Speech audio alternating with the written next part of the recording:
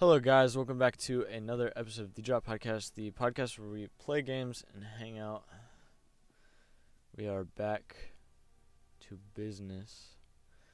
Guys, I just want to.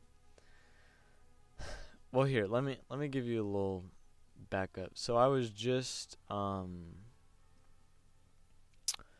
Well, I was just playing some piano. Not that I don't know how to play piano, but I was playing it anyway. And I look outside and there's my dad's making ribs, like really good ribs. And then there's this father and son just outside raking up leaves, and it was just so beautiful. But it reminded me, I was having this conversation with my girlfriend about like it. I think eventually we're going to basically become cyborgs. Which is ironic because I'm fighting one right now. But I think it's inevitable that we one day are gonna become the same as the same, basically combined with technology. It's already happening with Elon Musk and just already right now. Elon Musk talks about how we're basically already cyborgs. The way that we already have our phones, it's just the bandwidth. The bandwidth is just too slow compared to if we for example, if we had Dr. Gero's head from Dragon Ball Z, where I don't know, he has a computer brain. I guess that's just his brain, but if it was a computer and you could access technology just instantaneously through your mind, instantaneously through your mind, it would be a whole another story. Because the bandwidth is instantaneous. All you have to do is think something, and then automatically you can find it. Or it's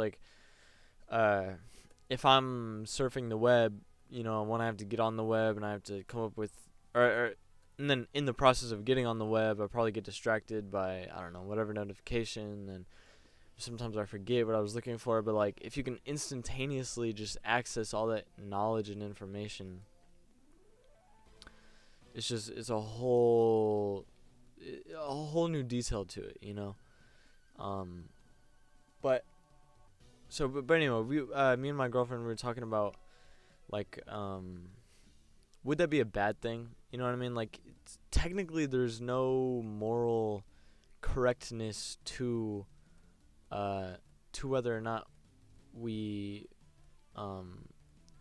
to whether or not we are with cyborgs, because one of the big, I guess, arguments or conversations that a lot of people have in discussing whether we should combine with technology, a lot of people think is a bad idea, me included, for the same, I guess, ignorant reasons, or not ignorant reasons, but actually I think I have a good case. But let me explain myself though. So I recognize in us a certain, I think we have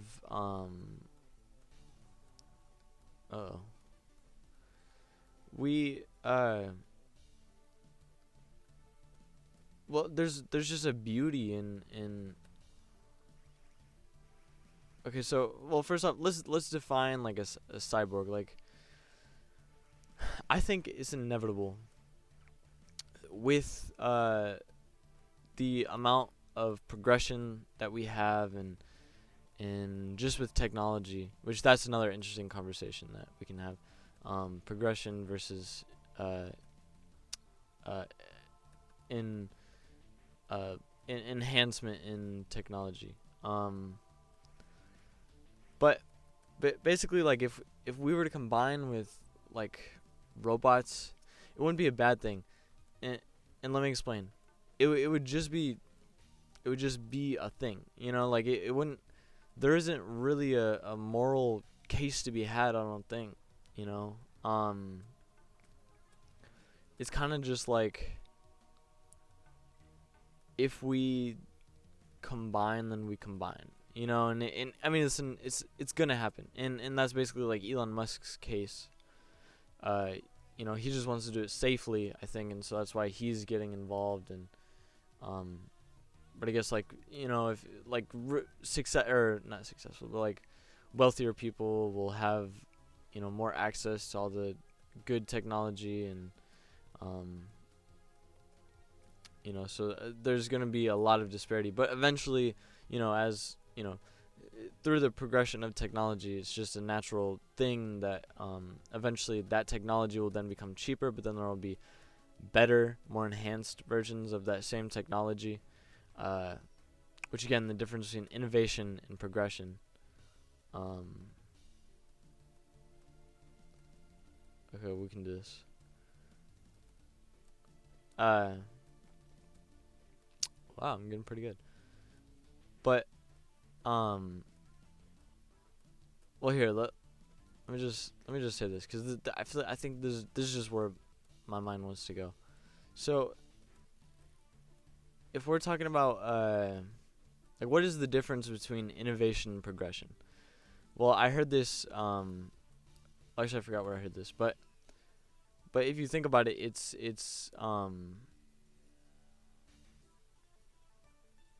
innovation would be taking an industry. No. Innovation would be taking a product and innovating on it. So, like, making it just better, faster, etc. But progress would be taking a whole industry and flipping it. For example, you know, well, I guess you don't know.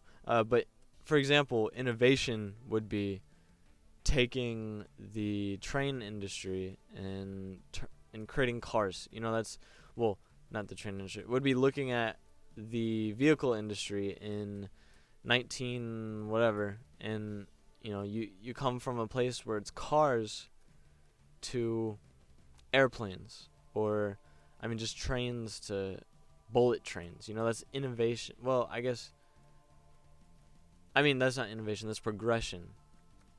Innovation would be taking a BMW and making it a better BMW. I would say progression is taking a car that runs on gas, making it run on electricity and run just as well. I don't know. Making it run on electricity, that's progression. Innovation would be making it run on electricity well. So, I think, okay, so this is a good definition right here. Innovation, oh shit, I lost it. It was a really good definition though. Innovation would be taking a good, I don't know. Innovation, I don't know. Okay, all right, here it is.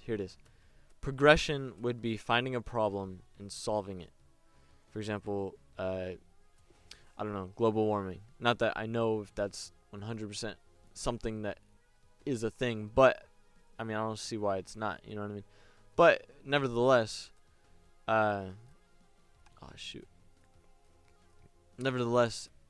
innovation then would be taking what already exists, just making it better. So there's definitely a balance that we need. As in anything, there's, you know, always a balance. But okay, what is this balance? I believe that, you know, we don't necessarily need innovation. There's a point where I think we focus far too much on okay, great. Where we focus far too much on innovation when we should be focusing on progression. You know, how can we make things better? And I think that's also plays into the difference between what is a genius and what is just someone who, I don't know, who knows stuff, right? So someone who just knows stuff, I think, is is more so good at just taking something that already exists, you know what I mean, and with information that someone already has and making it better. A genius is a visionary, someone who can see the future, you know. Again. Dang. But progression, like I said, is I guess solving a problem. For example, like, well, I guess so by perspective then, I guess like coming from a horse, well, hold on, let me fix my definition.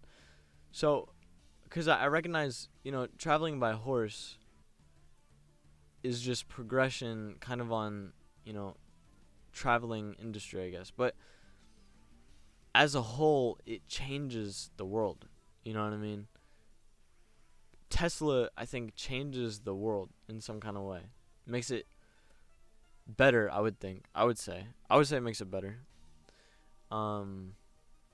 Whereas I don't think I would say making a iPhone 12 is making the world better. I think making an iPhone 12 is just making the iPhone better. Yeah, I think you guys understand, like, I guess what I'm trying to say, or like where I'm coming from. So I mean, but that's the difference. But then the question is, do we need so much innovation? You know, I get progression, and I take the process towards progression definitely involves innovation in it. Like, you need to innovate on what you have. I think for sure. Like I'm not saying don't make what you have better. No, make what you have better. But at the same time, I think it's fair to say that, you know, there's, well, I guess like this. There's more to it. You know, it's not just about making everything better and better and better, but how about like making the world better, like finding things that can take the world to another level. You know what I mean? Okay, but then how does this play into our conversation on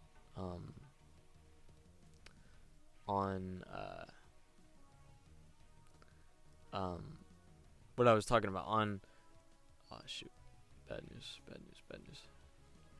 How does this play into our conversation that we were having on the beauty of humanity? Well, turning us into cyborgs, that would certainly be a level, that would certainly be like innovative, you know what I mean? It would change the world, you know, as we live in it. But I guess at the same time, like, I don't know, like creating the iPhone changed the world. Creating the iPhone 12 is not changing the world. It's just changing the speed at which we can use this technology or take pictures or whatever. It definitely allows more access to more people, which is a good thing. But there's also downsides, and I guess this is what I'm trying to get at. And especially if we become cyborgs, we kind of, well, I guess it doesn't have to be this way. But just thinking about the combination of, you know what I mean, what is the downfall of people? Part of it is just the fact that we have limitations, like eating food. Like, we need to eat, we need to sleep, we need to I don't know, exercise, we need to do all this extra stuff. So I mean, how far are we gonna innovate before we just don't ever need to do anything ever again? And so this is what I'm trying to get at. Whenever you do that, I get it. Like, I don't think the world would be any less or more of a place. Like, I think the world would just be the world still. And I mean, it on paper it would be a good thing. But as a romantic, you know, on humanity, like a romantic of, just human beings in general. There's something just beautiful about the struggle of who we are. But it doesn't make sense, if we want, because what we're looking for is constant convenience, right? Like, the world is always going to get more and more convenient for us. And that's a good thing, but at the same time, as I said before, there's something beautiful about the struggle of just being a human being, and just being alive, I think. And it would just be a shame if I don't know, if we lost that artisticness. Like, there's something, like, we write songs about suffering, about love, and about emotion, and like I said, there's no moral. So this is where I get caught up. Like, there's no moral dilemma here. Like, it's just, if we become cyborgs, we won't need that. It's just something that we enjoy right now because we're humans, and because we have these faults and these problems, and we're not perfect. But we like the fact, the storytelling. We like the artistic side of us. Like, culture is so cool and so important, and, well, not important, but, we make it important. You know what I mean? Like, it kind of, it gives us something unique about us. And I truly believe that the less struggle we have, the less culture we need. And so the more we innovate, especially on us, I think especially by this point, the less, I think, human we're gonna have. And as I was saying, there's just something so artistic and beautiful about, like, what a robot would look at the Starry Night portrait or whatever, and you don't need it. It's not efficient to draw a painting, right? It's just not needed. It's not necessary. If we stop needing to eat, eating becomes unnecessary, and it just becomes something that more or less holds you back from certain things. Sleeping, especially. Sleeping holds you back plenty. But there's something cool, though. There's something kind of personal about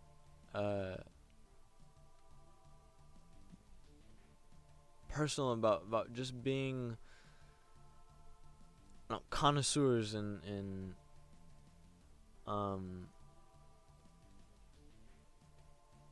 like, I don't know, the art of food. I'm not by any means a great chef, but I love, I understand that this is someone's art.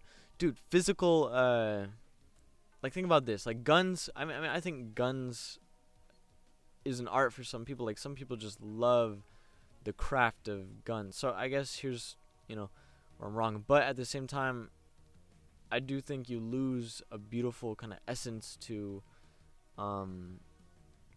something like martial arts. I took martial arts, so I am a little biased, but martial arts is creative. It's an expression. It's more than just fighting. It's it really is. It's just an art. It's beautiful whenever you get down to it,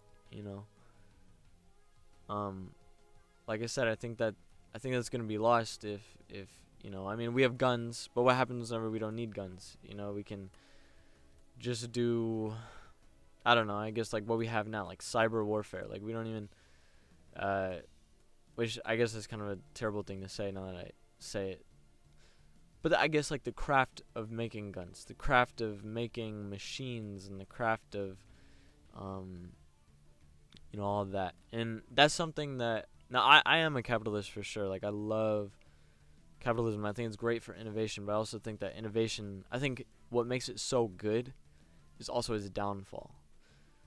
In making things so well, I think there's an upside to it and a downside to it.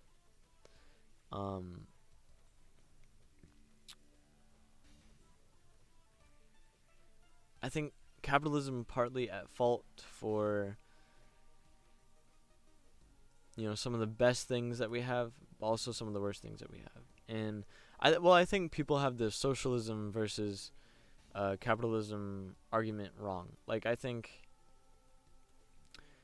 socialism is just not. I mean, it's what we have, and this is one thing that people, I think, forget. Like, our streets are public. It's publicly funded. It's not private. That's socialism. And so we have like this mixture. I forgot what we're called. There's a name for our system,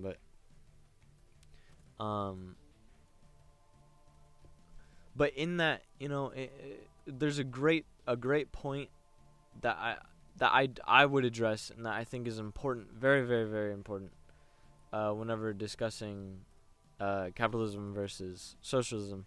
Not that I think it should be like an argument well, never mind. I was about to say, I just think that there's cases to be made for both, but it depends on what you want. Do you want progression and innovation? Capitalism. But do you want a focus on the beauty of humanity and the art of humanity, which isn't necessarily lost in capitalism, actually, now that I say it. Actually, matter of fact, I don't think it's really lost at all. I do believe that that it increases, but there's a point. Well, here's what I'm saying. I think it allows for art to be something that is artistic. You know what I mean? It allows for people to capitalize on their art in ways that might not be possible if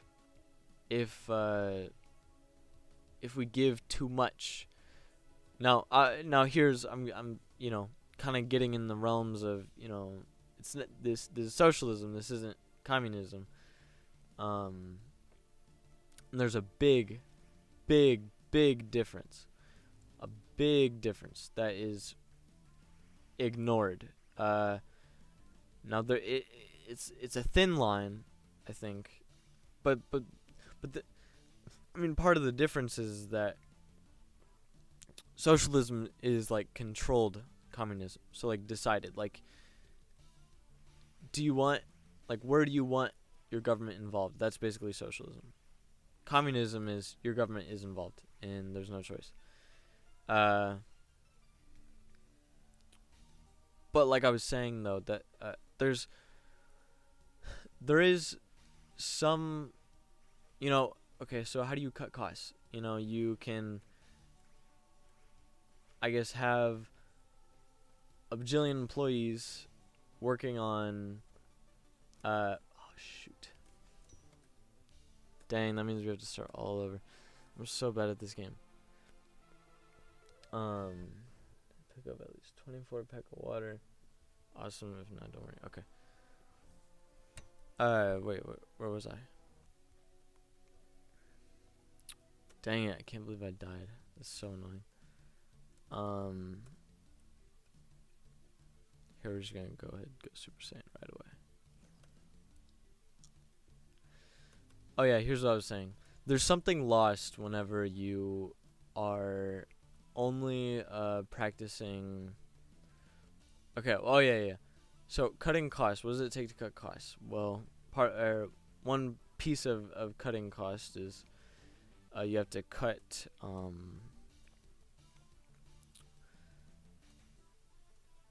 for example, it's very difficult to run a business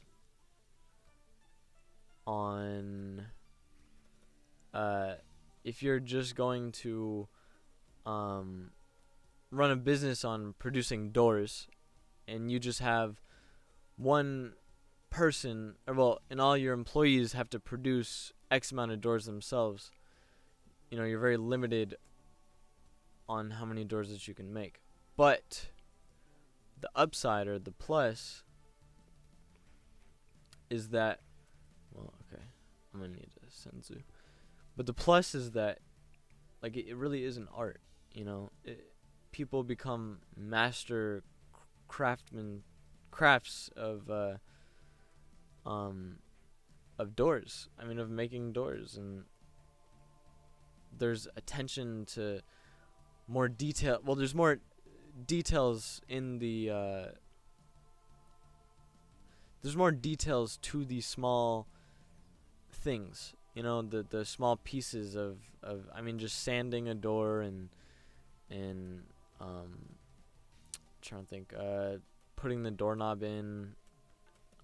There's more to it. It's like me. I box stuff, and I've become really, really good at boxing product. Like, I don't know if that makes sense, but it's like there is like an art almost to the way that I box stuff. But before, someone would have to craft, well, I guess it comes down to this. Well, okay. Well, here, let me finish this thought. So someone has to craft all the products, and then box it, and then sell it. Us, we buy the products from someone else. We box it up, and then sell it to stores. But everyone does a different piece of it. Someone else deals with the boxing. Someone else deals with the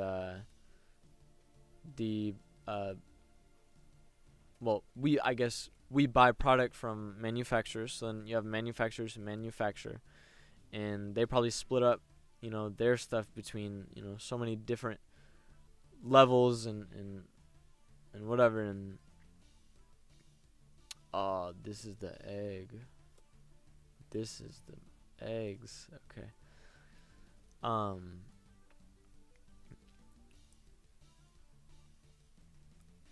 But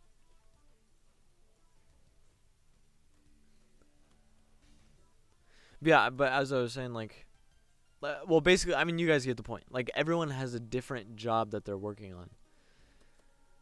on. And it's very, very efficient. It's just getting more and more efficient with the increase of technology and whatnot.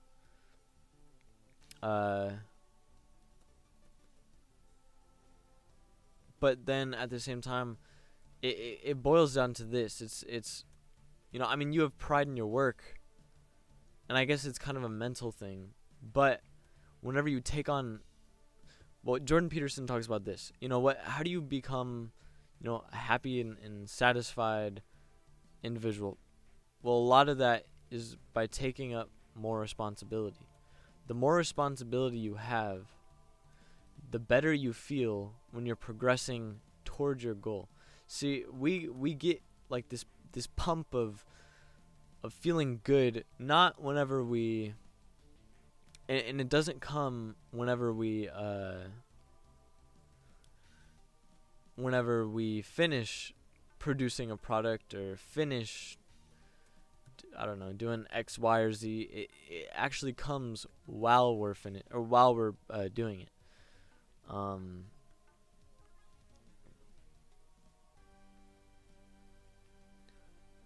But anyway, so there's but so the point I'm trying to make is, the more responsibility you take on, for example, making a whole door, or building a whole house, the more responsibility you take on, the better you feel each time you keep working on it, and keep getting better, and whatever. So whenever you split it up, it's less. One, it takes less time. It's easier, so you feel less satisfaction about your job. That is 100% a a downside to how good capitalism is. And so we almost have to look for different ways to different ways to like we almost have to, like, our whole life, I guess, if you want, either one, you choose that okay, this job, I'm going to put a lot into this job. I'm going to make this job important. You know, you can choose that, or what you can do is have this job be a stepping stone toward something bigger, towards something I guess more important. I don't know. Well, not even necessarily more important, just something bigger, you know, like you need a higher goal is basically what I'm trying to say. You need a bigger goal. You absolutely need a bigger goal. For just the feeling of accomplishment, you know. But yeah, so but anyway, that's the downside to, I guess, capitalism and the innovation. But it doesn't necessarily have to be also, because at the same time, I think capitalism allows for small businesses to thrive for sure. And even though I think we get it wrong. Like, a lot of people say, like, oh, well, how can small businesses thrive at these big industries? Well, you have to understand that the world is huge. There isn't Amazon serves everybody, and it does a really great job at serving everybody, by the way, which is something that I'm not sure could be possible without, capitalism, or without this capitalistic type of promotive, less government, more, job, more like this focus, that we have. But if you're a small business, and let's say you're producing, I don't know, you're doing the same thing as Amazon. In your tiny town, one, a lot of people, and people want to support what's within them. And next to that, and I know I'm making jumps, like I'm making, well, how do I know that? You know what I mean? I get it. But just think about in your small town, like if you know small businesses, like this was big in Alton especially. People know the people that own these places, and like there's this place called Club Fitness, which is, everyone knows Club Fitness. But they would be the example of like the large industry, like the big business, and I think one of the things that people think is that because Club Fitness is alive, it's hard for a smaller, I guess, Planet Fitness, or a smaller company involved in fitness to thrive. But it's really not the case, because then there's this place called Pride Fitness. And I know about this because my mentor is the owner of Pride Fitness. Well, one of my mentors is the owner of Pride Fitness. Well, I guess not so much a mentor anymore. I haven't talked to him in a while. But anyway, but he helped me out a lot. You know what I mean? He was incredible. But anyway, people liked the fact that, he gave something different, something more personal, that you can't get from that you won't get from Club Fitness. Club Fitness offers a lot, and it's probably, well, I don't think it's cheaper actually. This guy's like $5 a pop. I've never been to Club Fitness, by the way, but this guy's $5 a class, or not even a class, but if you do it depends, because he does this thing called this really clever thing called circuit training that he came up with, by the way. He was inspired, so I guess, no idea is 100%, yours, you know what I mean, under the sun. Like, everything is kind of inspired, but nevertheless, you might have taken that inspiration and put it into something that's really good, where I think you can take some pride and ownership with that.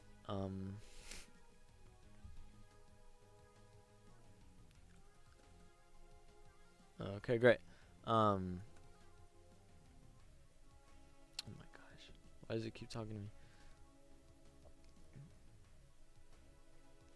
So I do think it's possible then. I'm just making the case that, okay, well maybe just because, there's these big industries, it doesn't mean that there can't be competition. I just think, I do believe that, whenever it's getting into government, okay, now you got some fishy stuff going on because 100% like oil, very, very fishy.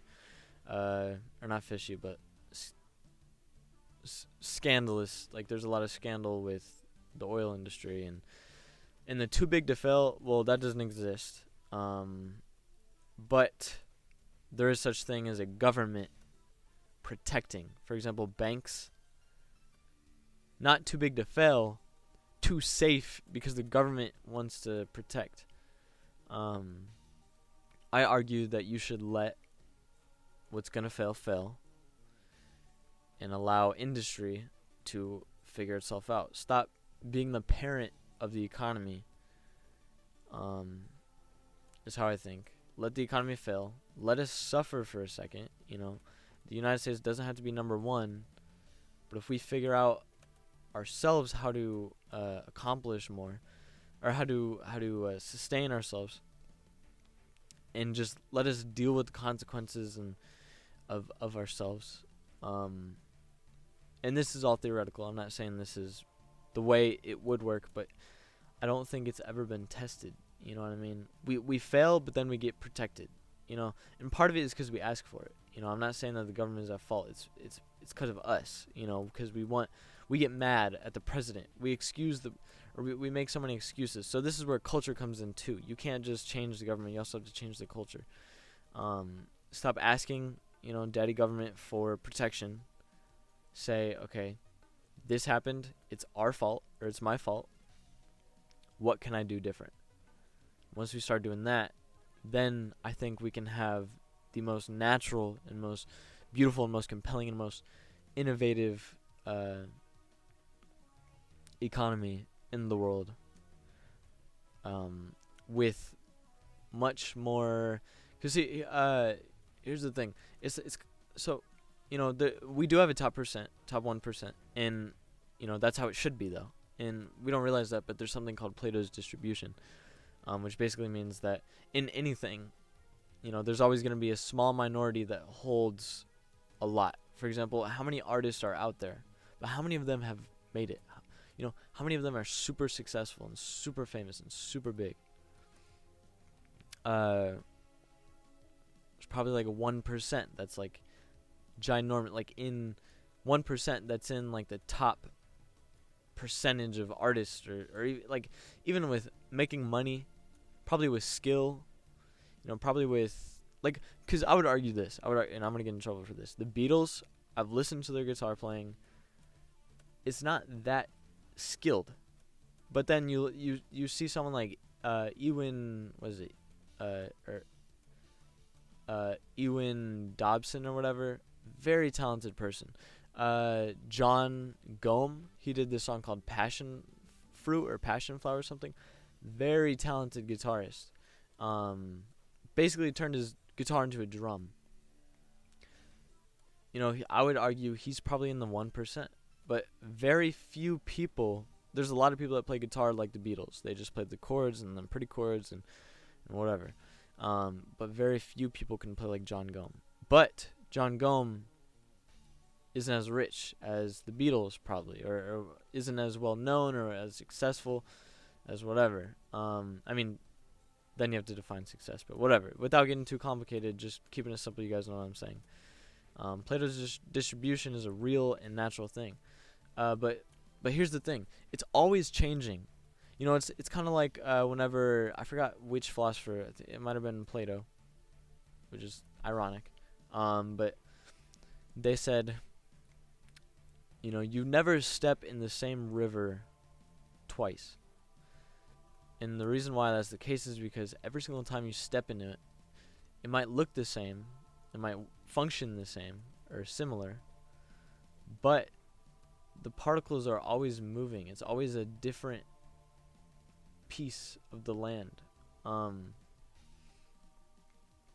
That's something that we forget, and that's the same thing with the top 1%. It's always shifting. Not even just because, like, the same way that the president has term limits, we have lifetimes. We are only able to be, around for so long. And if you take a company public, see, this is the thing. Everyone looks at, like, rich people like, oh, they're, rich forever. No. It's a business, but it's not the same people. It might be a business that's very successful, but even the businesses, even though they might take a little bit longer,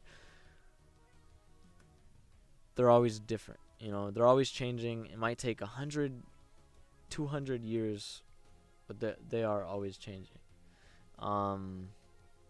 Because we always have innovation too. But it's never the same people. We're like water. We're always different particles that's in the 1%, And then also, our lifetime term limits. I think a lot of people just come from a place where, they want to give people excuses. Like, oh, they're just, rich because da-da-da-da. Well, I don't know. I'm sure in some cases, but not forever. And I think, if you're doing that, then whatever. What does that have anything to do with you? That's not a reason why you can't be successful. If someone else was just born rich, doesn't mean anything. You can still be successful. So don't make excuses. Don't make petty comments because someone else has a lot of money. Ask yourself, okay, maybe they have a lot of money because of X, but so what? What does that have anything to do with me? How can I also have a lot of money if that's something that you want? And if that's not something that you want, why are you getting mad anyway? If you just want a family, you don't need to be making $50,000 bajillion dollars, okay? That's a choice that someone made. Someone wanted to be super rich and super successful, so. But anyway, I guess I better, I'm going to save right here. I think it's time that I probably close this off. I've really enjoyed this episode. I think this episode is something I'm very, very passionate about. And there's actually second parts that I didn't get to because I do want to talk a little bit about so we have innovation, but